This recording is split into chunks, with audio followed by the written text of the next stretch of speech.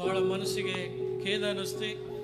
ಅದಕ್ಕೆ ಇವತ್ತು ಮತ್ತೊಮ್ಮೆ ಅವರ ಪಾರ್ಥಿವ ಶರೀರವನ್ನು ಕಂಡು ನೋಡಿ ಒಂದು ಸಾಂತ್ವನದ ಸಂದೇಶವನ್ನು ಕೊಡಬೇಕನ್ನುವಂಥ ಸದುದ್ದೇಶದಿಂದ ಇವತ್ತು ಇಲ್ಲಿಗೆ ನಾವು ಬಂದಿದ್ದೇವೆ. ಈ ನಾಡಿನ ಅಪಾರ ಅಭಿಮಾನಿಗಳು ಕೂಡ ಸಾಗಿ ಬರುವಂಥವರಾಗಿದ್ದಾರೆ. ರಾಜ್ಯದ ಮುಖ್ಯಮಂತ್ರಿಗಳು, ಸಚಿವ ಸಂಪುಟದ ಅನೇಕ ಸಚಿವರು, ಶಾಸಕರು, ಸಂಸದರು ಎಲ್ಲರೂ ಕೂಡ ಪಾಲ್ಗೊಳ್ತಾ ಇದ್ದಾರೆ. ಅವರು ನಡೆಸಿದಂಥ ತುಂಬು ಜೀವನ ಬೆಳೆಯುವಂಥ ಯುವ ಜನಾಂಗಕ್ಕೆ ಒಂದು ಆಶಾ ಕಿರಣ. ಅವರು ಹಾಕಿದಂಥ ಹೆದ್ದಾರಿಯಲ್ಲಿ ಸಮಾಜದ ಬಗ್ಗೆನೇ ಇರಲಿ, ನಾಡು ನುಡಿಗಳ ಬಗ್ಗೆನೇ ಆಗಲಿ, ಆ ದಾರಿಯಲ್ಲಿ ನಡೆಯುವಂಥ ಪ್ರಾಮಾಣಿಕ ಪ್ರಯತ್ನವನ್ನು ಎಲ್ಲರೂ ಕೂಡ ಮಾಡಿದ್ದಾದ್ರೆ ನಿಜವಾಗಲೂ ಅವರಿಗೆ ನಾವು ಸಲ್ಲಿಸುವಂಥ ನಿಜವಾದಂಥ ಶ್ರದ್ಧಾಂಜಲಿ ಆಗ್ತಾ ಇದೆ ಅನ್ನುವಂಥ ಭಾವನೆ ನಮ್ಮದಾಗಿದೆ.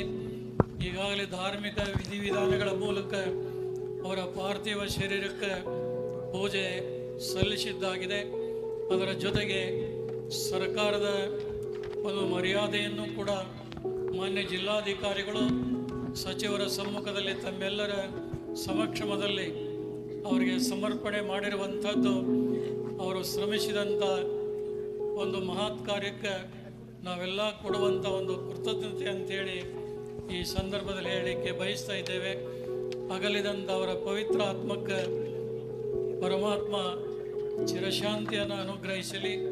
ಅವರ ಅಗಲಿಕೆಯಿಂದ ಉಂಟಾದಂಥ ದುಃಖವನ್ನು ಸಹಿಸಿಕೊಳ್ಳುವಂಥ ಶಕ್ತಿಯನ್ನು ಅವರ ಕುಟುಂಬ ವರ್ಗದವರಿಗೆ, ಈ ನಾಡಿನ ಸಮಸ್ತ ಜನತೆಗೆ ಭಗವಂತ ಅನುಗ್ರಹಿಸಲಿ ಅಂತೇಳಿ ಸಂದರ್ಭದಲ್ಲಿ ಒಂದು ಸಾಂತ್ವನ ಶ್ರದ್ಧಾಂಜಲಿ ಒಂದು ನುಡಿಯನ್ನು ಈ ಸಂದರ್ಭದಲ್ಲಿ ಹೇಳ ಬಯಸ್ತಾ ಇದ್ದೇವೆ.